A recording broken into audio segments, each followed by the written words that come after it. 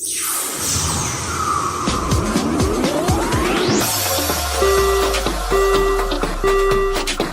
and gentlemen, we are currently holding for further traffic clearance. Check out Kristen's new website, magicaljourneysvacations.com, for all your vacation needs. Disney, Universal, cruise lines, and more. Thank you for traveling with us. magicaljourneysvacations.com.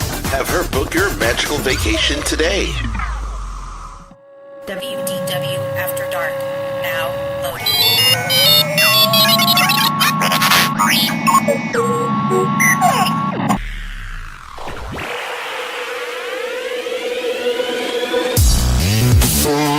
WDW After Dark. WDW After Dark. Live and uncensored. Starring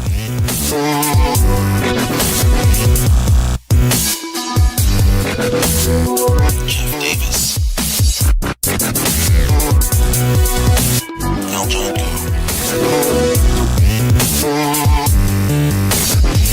Kristen Hetzel, and Eric Allen.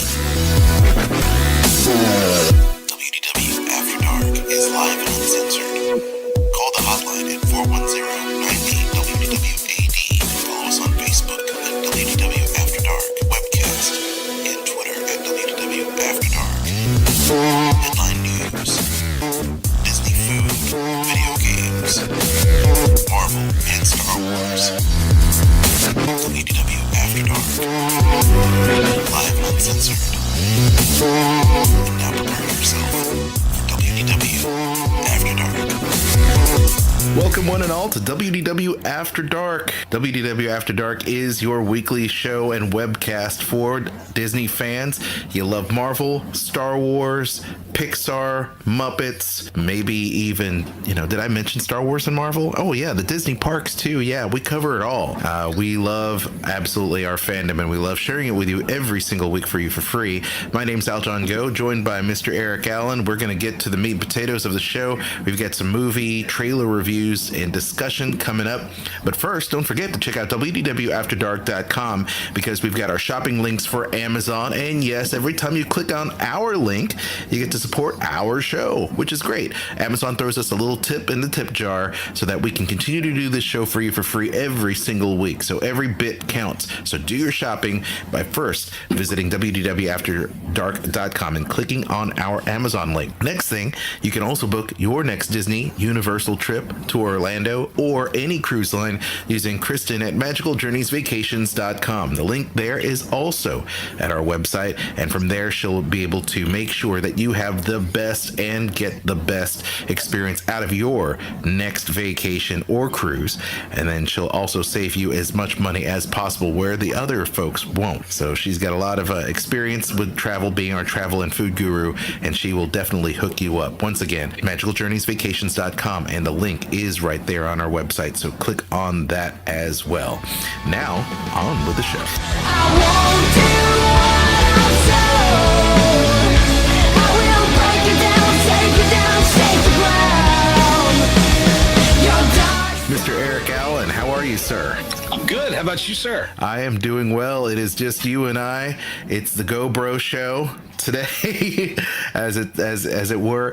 It's been a little bit since we've all been back on the show, but I am so excited to be talking to you. A lot of geeky stuff has been going on. It has. And have you finally been able to at least check out an episode of Luke Cage? Yes, I was able to get through the first 2 episodes, and I'm just thinking, sweet Christmas. This is a fantastic show. I mean, it to me, I don't know who originally came up with the idea of, hey, let's get Marvel shows on Netflix. Right. But whoever that person is, they need more money. I'd put another 0 on the end of their payroll. I know, right? It's so good. I mean, they have different themes. They have different mission statements, for lack of a better word. Right. Much like the Marvel films themselves. You know, you have the spy drama intrigue of Captain America: Winter Soldier. You have the farce that goes on during Guardians of the Galaxy. Same can be said about the TV shows. And this is why I have said on Mighty Marvel Geeks more than once, the main difference between the way Marvel does their films versus the way DC does their films. DC tries to make superhero movies. Marvel makes movies about superheroes. There is a subtle yet crucial difference, because you think about it, Captain America, the First Avenger, that was a war story. Captain America Winter Soldier, that was a political thriller. Ant-Man, that was an action comedy. But you see, it's not that it's a superhero genre. It's different genres featuring superheroes. Right. I think they're more character driven than they are about superpowers, to be quite honest. And I think that's one reason why it works for me. You don't see War Machine being called War Machine by Iron Man. It's Tony and Rhodey. Yeah. It's not Black Widow and Hawkeye. It's Natasha, and it is, now it's Clint. You know what I mean? Yeah. So it's all about the people. And yes, do they have their code names? Yes. You know, I mean, Vision is going to be Vision, of course, because he was born from that. But the people are really what takes up center stage, which is one reason why it was very difficult for me to get into Batman versus Superman or Suicide Squad. I didn't feel that that connection with character as much. Although I thought that Suicide Squad was a little bit better, believe it or not, than Superman versus Batman. It's not very hard. No, and there are moments, don't get me wrong. I mean, I still enjoyed the films, but will it ever be Richard Donner's original Superman 1 and 2, which is kind of like The Godfather 1 and 2 for me for superhero movies? I think I've mentioned that before. And I guess it's because it's the very first superhero movies that I remember growing up that I really, really enjoyed, and Eric probably yours as well. You know, those are pretty damn good films, and it just doesn't have the heart that those films had, in my opinion. And if you notice, during the Marvel, it just sounds weird when a character is referred to as his code. Yeah, it does. It's weird, isn't it? It's like when you hear somebody say, "Oh, that's Captain America." No, it's Steve Rogers. Mm-hmm. And I loved the first couple of episodes, Cage, where Pops is sitting there calling him Iron Man. Not Iron Man, but Power Man. Yeah, right. And he's saying it like just poking fun at him. Mm-hmm. But we all know he's throwing Easter eggs left, right, and center. Oh, of course. Of course. There is a lot of fan service there in that Netflix show. And once again, if you're interested in watching it, please do. But just remember, it's not made for all audiences. This is not a G-rated show. This is definitely an adults-only show. Most of them are. It's very graphic, very violent. There is sexual situations. You guys just need to make sure that, unless your parents that are there and screen the stuff. I suggest that you watch a few episodes maybe and screen them ahead of time before you even think about showing them to your kids, if that's the case. Let's just say it. Luke Cage is a player. He's a player. It's a rated R. It's a rated R TV show, folks, and that's why it's on Netflix and not they're part of the ABC family of TV shows. Speaking of ABC, yes, and Agents of S.H.I.E.L.D., are you watching the new season of Agents of S.H.I.E.L.D.? Of course, I love it. What do you think of this Ghost Rider? I actually like him. He has a heart. And I like the fact that his brother gives that character motivation. I like it. I think it stays true to, the comic book, which is right now, this incarnation of Ghost Rider, not the Johnny Blaze. Not the Johnny Blaze incarnation. Not the Johnny Blaze incarnation, which I think is probably I'm still not 100% sure that I like the car. Oh, I love the car. It's Ghost Rider, not Ghost Driver. Hey, Eric, do you have the air conditioning on the background? The character. Do you have the air conditioning I love how they do the Robbie Reyes. Yep. And the effects are actually pretty good as well. It really is. And by the way, Eric, do you have the air conditioning on or something? Because I'm getting a lot of background noise, I think. I'm getting a lot of background noise from you as well. Is it? I wonder what's going on there. It's very strange. Very strange. It's Hydra. It is Hydra. I don't know what's going on. Well, anyway, there are ghosts in the machine, and I'm not sure what's going on, but I will tell you this. Tonight, we will be breaking down our reaction to a couple of movie trailers that we have not talked about yet. The latest Ghost from Star Wars Rogue One, a Star Wars story, and Doctor Strange. We have not talked about them, so I tell you what, let's go ahead and get into this Disney discussion on these new trailers. So what I have for you is the new Star Wars Rogue One trailer. I am going to attempt to do a screen share on this so that you can see. Hopefully we don't get any ads from YouTube as this pops up. So let us go do this screen share. Okay, do the cinema mode so that you can see. All right. So can we see this? Can we see this? Okay, awesome. Yep, I can see this. All right. So let's go ahead. What do I do? I do it to protect her. Love that logo. I'll back the Empire. You think you might be able to help us? When was the last time you were in contact with your father? What is this? It appears he is critical to the development of a super weapon. If my father built this thing, we need to find him. All right. How many do I need? How much do I love this They are universe? requesting a call sign. It's Rogue One.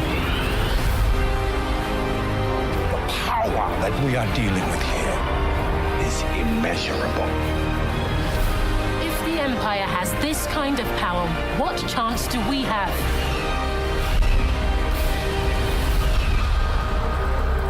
We have hope. Rebellions are built on hope.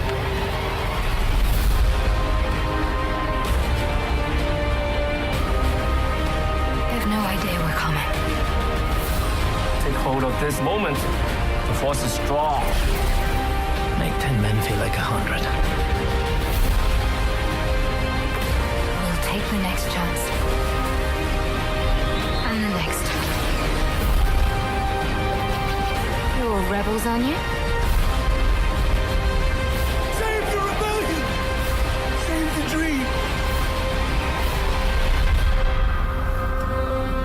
Oh yeah. Yeah. So Eric, this is new to you, correct? Yes, it is. This is the first time I have watched that trailer all the way through. All right. So if you're watching this on Google Hangouts and on YouTube, maybe, just maybe, you're able to see Eric's little expression there at the very bottom, maybe, and see his reaction to the trailer. So what are your thoughts, your initial thoughts? My initial thought is the Empire is evil again. Doesn't it kind of warm your heart to know that?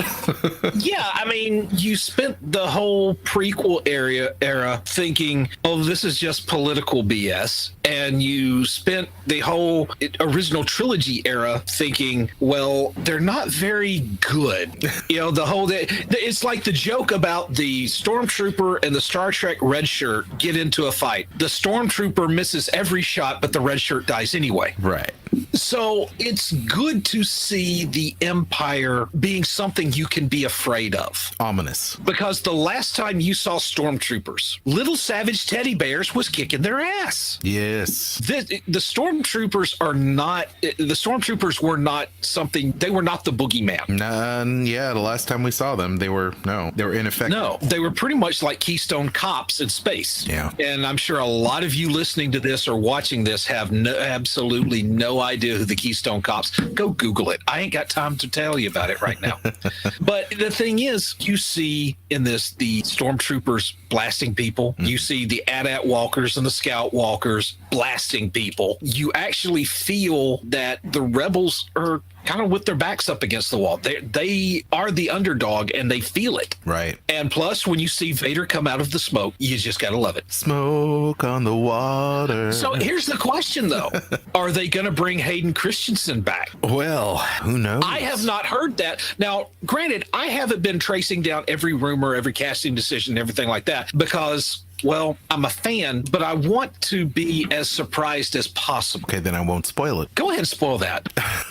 Because I can look it up right here on IMDb, and I know, I can do that, but it's just a question that just came to my mind after seeing that. We shall see. If I were to look at the cast right now, as it stands, and it has been rumored, we know the voice is James Earl Jones. That is confirmed. That is confirmed. He is even the voice of Star Wars Rebels Darth Vader, which is amazing. I can't believe that, which is awesome. However, when it comes to the actual person underneath the costume, it is uncredited as of right now. Really? Yes. So we don't know the person under the mask at this time. Okay, I am looking at this. I'm looking at IMDb as well. Okay. So we have Mads Mikkelsen and Doctor Strange being the dad. But what is jumping out to me? Alan Tudyk. Or am I pronouncing that right? Tudyk? I'm not really sure of the pronunciation, to be quite honest. Wash from Firefly. Right. And the voice of King Candy in Wreck-It Ralph. Yes. He is playing A2SO. Yes. Yeah. He's the big droid. Yes, he's the big droid. And I'm just I just really hope he gets behind gets in a cockpit, gets behind the controls and go, I am a leaf on the wind. Watch how I soar. I was just thinking about that myself. Yeah. I gotta see it. Yeah. But yes, I am pumped for this. You know what else I like about this? Yes. No Jedi. That you know of. But seriously, I can't tell you how Jedi'd out I am. There is more to Star Wars than Force users. You got Jedi, you got Sith, you got Dark Jedi, Gray Jedi, Force whatever, users, witches. Yeah, witches, that sort of thing. There is more to Star Wars. This is the beauty of it. Right. Force users are supposed to be like a very small minority in the galactic population. Supposedly. But you can't sling a dead tauntaun around without running into several. Well, I do have a feeling, though, we will get lightsaber action ignited in the form of Darth Vader regulating on some rebel butt. I do not doubt that for a minute.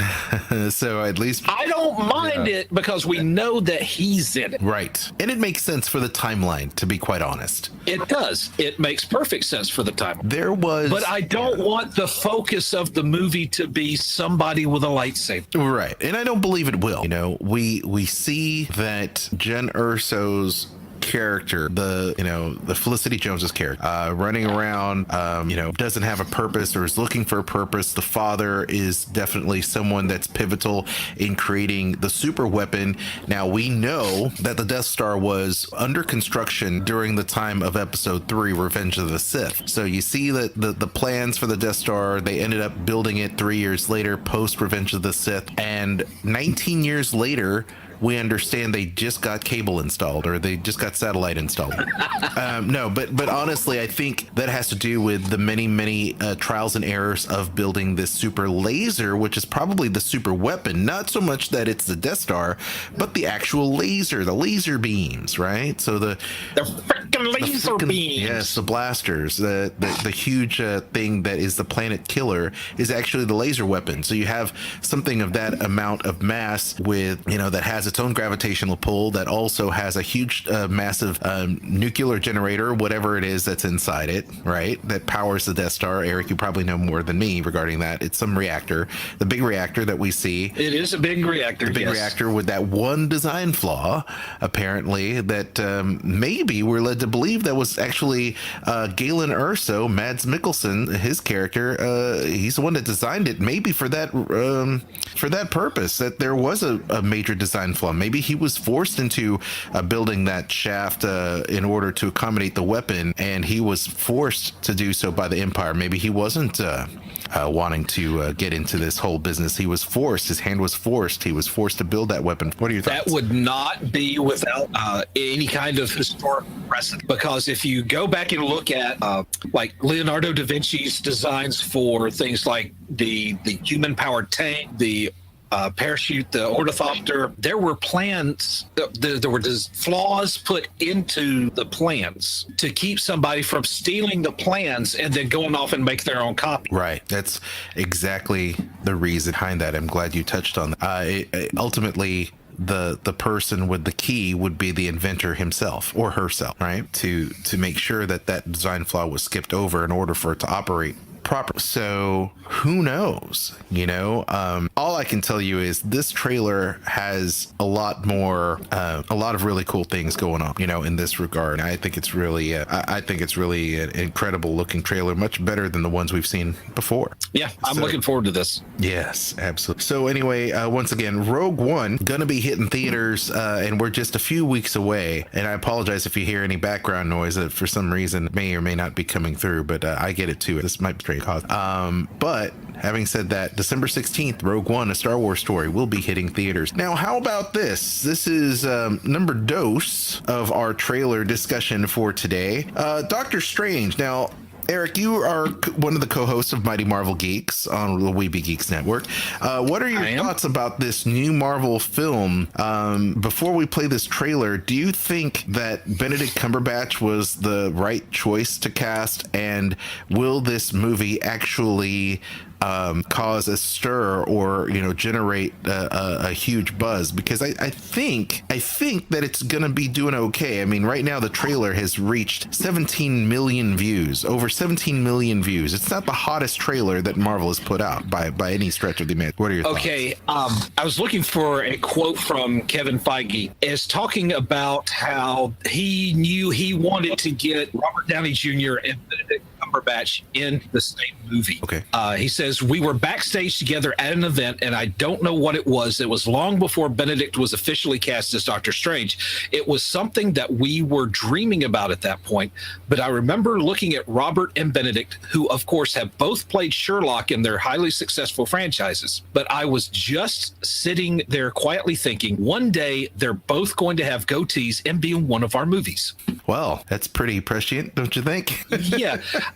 Honestly, Marvel has such a great track record of casting. I mean, can you think of anybody other than Downey as being Tony Stark? No, absolutely not. They did a great job. Anybody other than Chris Evans, Captain America? No. Can you think of anybody other than Chris Pratt as Star-Lord? Nope. And the one that I actually doubt, can you imagine any other voice but Bradley Cooper's? That's a hard one, but I really enjoyed his performance, his voice work of Rock. I always thought he was going to be British. No. What was his voice kind of like beforehand? Did you have a voice in mind for Bradley Cooper's or for Rocket Raccoon? I actually, be honest with you, that is kind of the voice I had imagined. Yeah, it would be gruff. Mm-hmm. I was thinking a bit more guttural. Yeah, but I like it.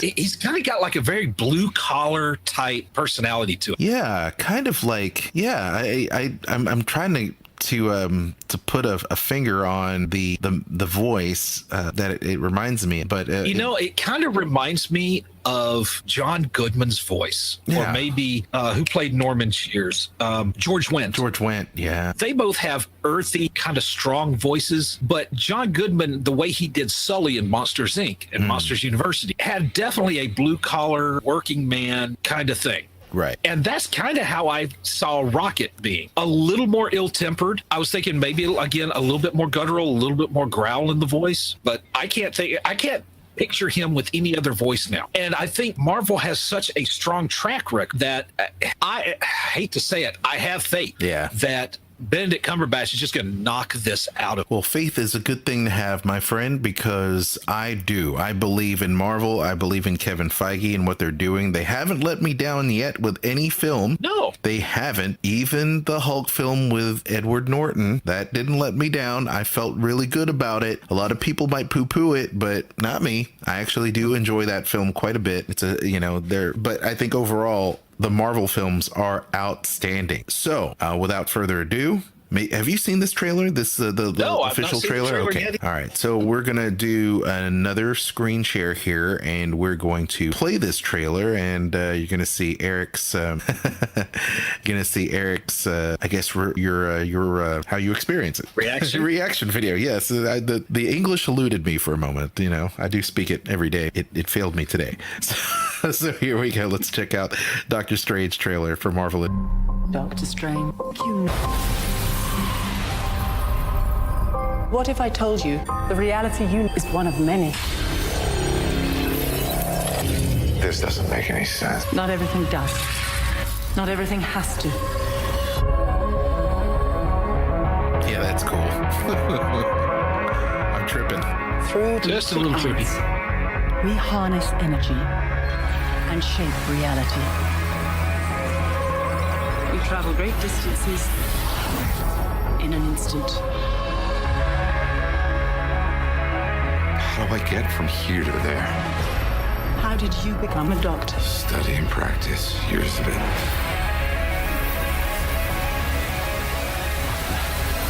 Oh, yeah. There's a strength to him. But is he ready?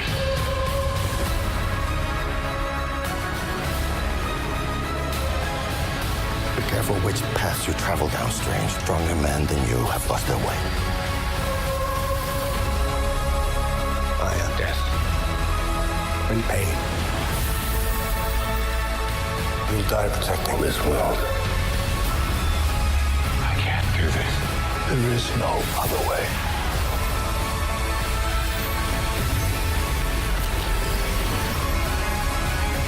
I've spent so many years peering through time. Look for you. Oh, yeah.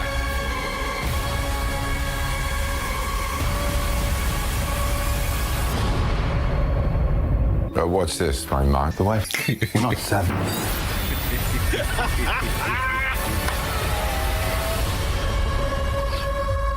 Oh, yeah. Oh, Rachel McAdams, too, by the way. How about I like? So, Okay. there you go. Okay. That right there. The Wi-Fi password. Killer. I love that. Wow. So if you were like me and maybe had some misgivings, whatever the case it may, in regards to Doctor Strange, maybe you should give this a second look, because this trailer was amazing.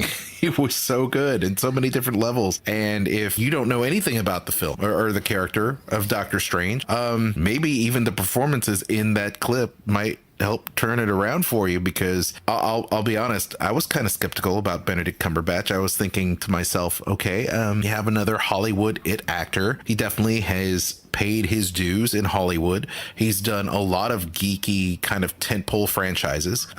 Your Doctor Who's, for example, Star Trek. He was in Star Trek, and I tell you what tainted me is actually his performance in Star Trek. Not because of him and his performance, but because of the fight I had in my brain about the character of Khan, right? Just because that really screwed me. It was hard. It's so hard. But then again, I wasn't a fan of the film, and as a Star Trek fan, it hurts me that I say and admit that. There is no Khan but Ricardo Montalban. That's right. Well, there is no. I'm sorry. And to be honest, their twist on Star Trek 2 was just bad. But at least I thought is. But that's neither here nor there. So of course, as I'm rounding the bend, here comes Doctor Strange, and they cast Benedict Cumberbatch, and I'm thinking to myself, oh, okay. And then I see them at Comic-Con together with the rest of the Avengers, and I think to myself, oh, he looks like he fits. Yeah, he kind of has that fits. And now I think I'm sold now. Yeah, I mean, I was sold on him from Sherlock. Right. It's just the way that he presented Sherlock was just phenomenal. So that kind of makes me forgive him for anything else that he may have done that I didn't particularly care for. Yeah, well, I'm sure it wasn't his fault. I mean, It's not his fault that things happen. So, but he's got that intense yet detached look. That was the key in Sherlock. He was intense, but he was not invested in people. He was not invested in people. He was obsessive. He was meticulous. He was keenly focused in on things. And that, when I heard that he was cast as Doctor Strange, I thought, this is perfect. This has the potential to be a casting decision that would rival Robert Downey Jr. and Chris Evans. Those are and even Chris Hemsworth, maybe. Those are some mighty big words. Yes, I understand that. I know I'm setting that bar impossibly high, but I think he could do it. And it's funny because I was pulling up this. I was going to be talking about this as a news story. So I guess we're just kind of weaving all this in together. Sure, go for it. Kevin Feige again sat down for an interview with Entertainment Weekly, and he said that Strange is going to be a big deal. So this is not just like a bit role. This is not like an Ant-Man or maybe God, I don't want to ding any other character, like a Foggy Nelson. Right. That helps. That would be better. I mean, Ant-Man is a pretty big feature. Ant-Man's he is a meaty role. Yes. Okay. It's not a small part, even though he is sometimes. Yes. All right. He says, quote, Doctor Strange plays a very, very important role in the Marvel Cinematic Universe going forward. According to him, the character will feature in, quote, many upcoming films, including the next Avengers films. So you will find him in Infinity War, which we pretty much knew. I mean, if you read the comics, he's in there with the Avengers a lot. In production now. Yes, in production now. Now, Infinity War, this is the kind of screwy thing, because they say that Infinity War is only going to be one movie, where we've been told it's going to be parts 1 and 2, but they are filming 2 movies at once. They're filming Infinity War and its sequel. Okay. And at last Monday was the IMAX preview for Doctor Strange, and which Kevin Feige sat down with IGN this time to discuss the Avengers Infinity War. He was discussing what was so fun and different about it. Feige stated, quote, the fun about these 2 movies is that we're doing essentially at the same time is everybody's there. Now here's the fun part. They asked him if everybody, quote unquote, everybody included the characters starring in Marvel's television adaptations, such as The Defenders or Ghost Rider. Feige just says one word: spoilers. That's it. Doesn't say anything about that. He doesn't elaborate. He just says spoilers. Right. Now, it's interesting because every other time it's talked about, the cinematic and the TV universe crossing over, even though hashtag it's all connected, not collect. Like the collector. Yeah, there you go. Benicio del Toro. Yeah, where are you? Yeah. They've kind of shot that down a little bit. And Mike Coulter, the guy who plays Luke Cage, suggested that his character won't ever appear in a Marvel movie, which I think is a shame. I think it's a red herring. Yeah, it could very well happen. Now, the Russo brothers, the ones directing Infinity War, did come out and say there were 68 characters appearing in it. And they later came back and said, oh, that's a joke. But we are going to get a ton of new characters. If you combine the total number of Avengers, Guardians, including characters that you are soon to see, and villains, you put them all together, you only reach around the 40 mark, about 40 characters. So there's still space in there. If they say it's a joke, but they're saying, oh, that's still 28. That's enough room to bring in some S.H.I.E.L.D. agents. You think? And I'm sorry, Kevin Feige, if you're listening to this, I want Coulson back in a movie. Yes, please. Coulson needs to... Wait, can I hit this? How can you say that? Captain America, Steve Rogers is his greatest fan. Yes. Or actually, Coulson is Captain America's greatest fan. There we go. I had that right this time. It's got to be messing with him for his hero to think he's dead. Yep. He's got to reveal himself to the Avengers at some point. And I think it could very easily happen. What with S.H.I.E.L.D. being re-legitimized thanks to the Sokovia Accords. Right. Steve may not find out he's alive, but I think Tony should. I think ultimately that would be an awesome reveal, to see the look on the Avengers' face, regardless of what side they're on this time, to find out that Coulson is alive when he just busts in the room and be like, son of Cole. Son of Cole. Son of Cole. You're alive. Oh gosh. Okay. Thor. And when that happens, if Thor is in the room when he comes in, I want Sif standing right next to him so we can have that. Okay. You didn't tell me? That's right. Let's go, Jamie Alexander. Yes, because Sif is the only other character from the movies to know that he is still alive. That's right. And just think, man, there's so many great characters they could bring in, just on the peripheral. You've got some of these Inhumans. You have got the other Asgardians as her. So there's so many great things that could possibly, just to have them in the background. I mean, let's face it, every Marvel comic book that is I guess based upon like a huge event, right? An event book, much like Avengers versus X-Men or Infinity War or Secret Wars for that matter. Or Civil War. Or Civil War for that matter. Yes, exactly. Have your stable of of your core group of heroes and villains, but every now and again you're going to see some just pop up just randomly. I mean, Howard the Duck could very well pop up out of nowhere, and wouldn't that be great, right? That would be. I tell you something. So another character. He's kind of a minor character in Agents of S.H.I.E.L.D., but I think he would be perfect. The Berserker, right? Agents of S.H.I.E.L.D. He's the Asgardian, where they're like finding the pieces to the staff, the Berserker staff, right? And then because Mac, my son, and I were sitting around, he said, hey, let's watch some Agents of S.H.I.E.L.D. Let's go back to, because he hasn't watched any in a while. So we got back to the point where, I'm trying to think what happened. It was like season 3 is where Gemma, they were trying to rescue Gemma from the distant Tatooine wannabe. Right. She gets lost in the overworld or whatever. Yeah. And so they hunt down the Berserker, who he's a professor. He's so not an adventuring type. He's sitting in a prison cell, just saying, okay, I'm just lying low. And because nobody is paying attention to me while all this inhuman stuff is going on. And it's kind of like, we want you out of here. And he talks him into it. It's like, all right. And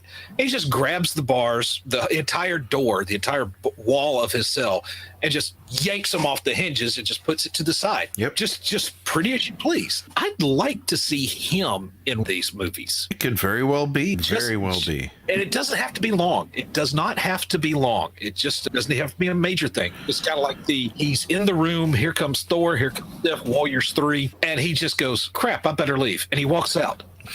That's all I need. I think that if they make this a 2-hour to 2.5-hour movie, I would hope that there is a huge director's cut where they bring in these type of things, because that really would make that film a must own, for this this unedited version of the director's cut that has so many of our heroes and maybe great character moments that maybe got squeezed out of the film. But I digress. I think it's really cool. I think our MVP for tonight is going to be Mads Mikkelsen. Not only is he in Doctor Strange as Cassilis, did I say that right? Yeah, he's in Doctor Strange. Yes, but he was also in Rogue One, as we mentioned, playing Galen Erso, and and if you don't know who he is, you might remember him as Dr. Hannibal Lecter in the NBC TV show Hannibal. He had quite a very interesting accent for sure, being from Denmark, all that. So Mads Mikkelsen, MVP, because he's going to be like, this fall will be his. He owns this fall in terms of the movie role, but. I'm definitely looking forward to these films. I would love to hear what our WDW After Dark audience feels about them.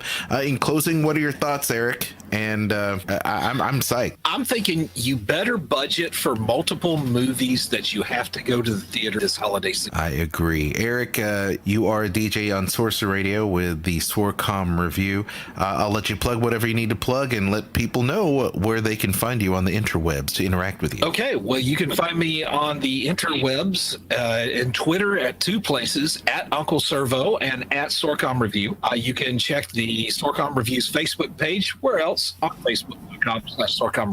And you can also hit me up in the Sorcerer Radio Disney Fun Zone, which is an online gathering place on Facebook where young and old alike can share their love of all things Disney in a family atmosphere. And you can also hear Sorcerer Radio on Tuesday mornings at 8 a.m. Eastern, the encore at 7 p.m. Eastern for the Sorcom Review, and also on Saturday evenings at Eastern as part of My Geeks, which is also available in podcast format at weebegeeks.net. Outstanding. Yeah. Once again, follow me at Jedi Mouseketeer and on Twitter, Facebook, JediMouseketeer.com, also WDW Tiki Room, the sister show on Sorcerer Radio. Much like Eric, we're both Sorcerer Radio DJs, proud to be part of that 15-year legacy of broadcasting the great Disney Parks music every single day, 365 days a year. So WDW Tiki Room can be heard there every Friday at 8 a.m. Eastern, 7 p.m. as well for the Encore edition. More at srsounds.com, wdwtikiroom.com for all of your archive shows for the show about all things Disney. And of course, you can follow us here at the show. We've got a Facebook page and a Twitter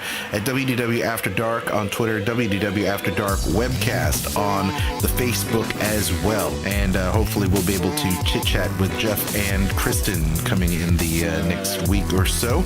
In the meantime, thank you so much. Leave a like, comment, subscribe, and share our show with social media and tell your friends that WDW After Dark is an awesome program. And we appreciate those 5-star reviews on iTunes. Until next time, my name's Aljon. On behalf of Eric, we will see you real soon. And that's the quote I have from my other show. So it's better after dark.